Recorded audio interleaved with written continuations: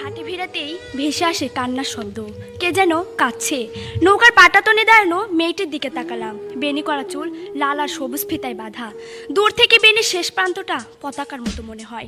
ঠোঁটে লিপস্টিক নেই, নাকের উপর মস্ত বড় নাকফুলটাকে মনে হয় আগ্নেয়গিরির জ্বালা মুখ। মেয়েটির কাজল ধোয়া চোখের পানি কপল গড়িয়ে ঝরে পড়ে।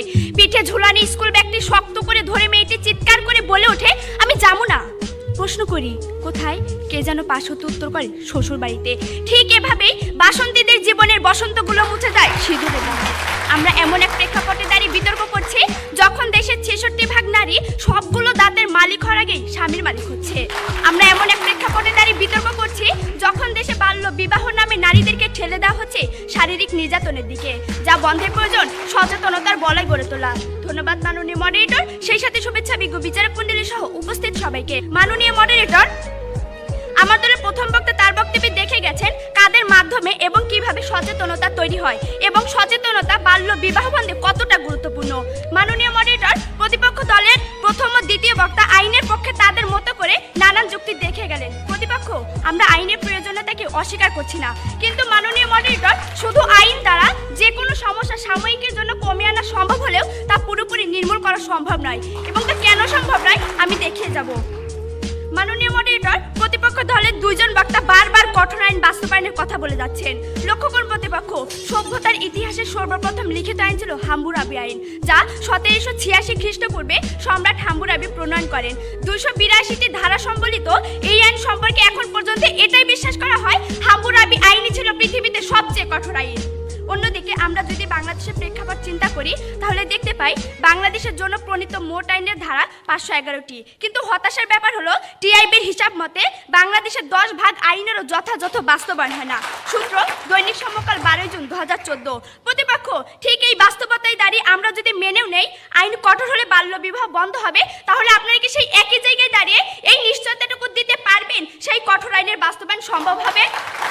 আর আপনারা যদি এই নিশ্চয়তাটুকু দিতে ব্যর্থ হন তাহলে আপনাদেরকে অবশ্যই স্বীকার করে নিতে হবে বাল্য বিবাহ বন্ধে কঠোর আইন প্রযোজ্য নয়, সচেতনতার প্রয়োজন অবশ্যই আছে। মাননীয় মডারেটর, আমার চাচাকে বহুবার দেখেছি পাবলিক প্লেসে দাঁড়িয়ে ধূমপান করতে, কখনো কখনো দেখেছি পুলিশের কাছ হতে আগুন চেয়ে নিতে।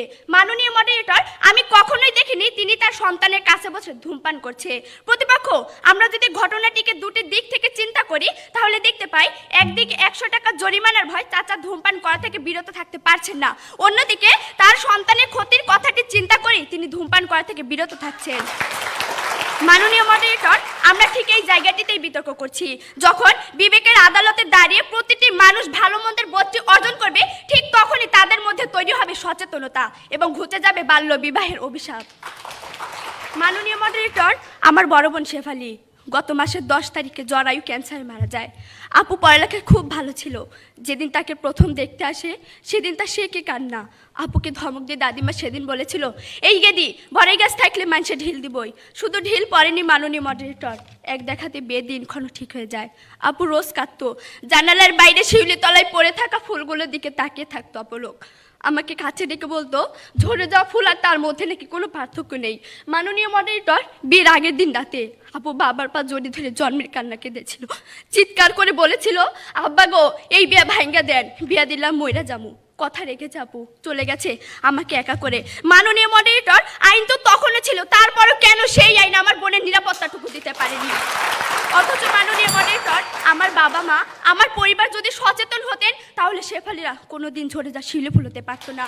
তাই আমরা বিশ্বাস করি মাননীয় মডারেটর, সচেতনতাকে বাদ দিয়ে কেবল আইন দ্বারা বাল্য বিবাহ বন্ধ করা কোনোভাবেই সম্ভব নয়।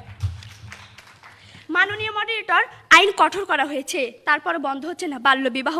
লক্ষ্য করুন প্রতিপক্ষ, ইউএন উইমেনের হিসাব মতে 2015 সালে প্রথম 2 মাসে সারা দেশে বাল্য বিবাহের ঘটনা ঘটেছে 303টি, যার মধ্যে মামলা হয়েছে 7টিতে এবং গ্রেফতার করা হয়েছে মাত্র 5 জনকে। প্রতিপক্ষ, এই যদি হয় কঠোর আইনের করুণ দশা, তাহলে আমরা সচেতনতাকে বাদ দিয়ে কিভাবে শুধু আইনের উপর আস্থা রাখবো? প্রশ্নটা হলো, আশা করি উত্তর পাবো। মাননীয় মডারেটর, গল্পগুলো সত্যি হলেও পারতো। যখন সভ্যতার প্রাচীরে লেখা হতো সাম্যের গান গাই, আমার চোখে পুরুষ রমণী, কোনো ভেদাভেদ নাই। মাননীয় মডারেটর, গল্প সত্যি হতে শুরু করেছে, এই বিতর্ক মঞ্চ তার সাক্ষী। বক্তব্য শেষ করব, তবে শেষ করার আগে প্রতিপক্ষের উদ্দেশ্যে কিছু প্রশ্ন রেখে যাব। প্রতিপক্ষ, আইন দিয়ে যদি সকল সমস্যার সমাধান করা যেত তবে কেন আমরা দুর্নীতির অভিশাপ থেকে মুক্ত হতে পারছি না? কেন আইনের ফাঁক দিয়ে বেরিয়ে যাচ্ছে অপরাধীরা? কেন পেট্রোল বোমার নৃশংসতায় ঝলসে যাচ্ছে বাংলা মায়ের মুখ? কেন মানচিত্রের পেট হতে ধ্বনিত হয় আর্তের হাহাকার? কেন প্রতিপক্ষ? কেন কেন? আশা করি আমার সকল কেনর উত্তর পাবো। ধন্যবাদ মাননীয় মডারেটর, ধন্যবাদ।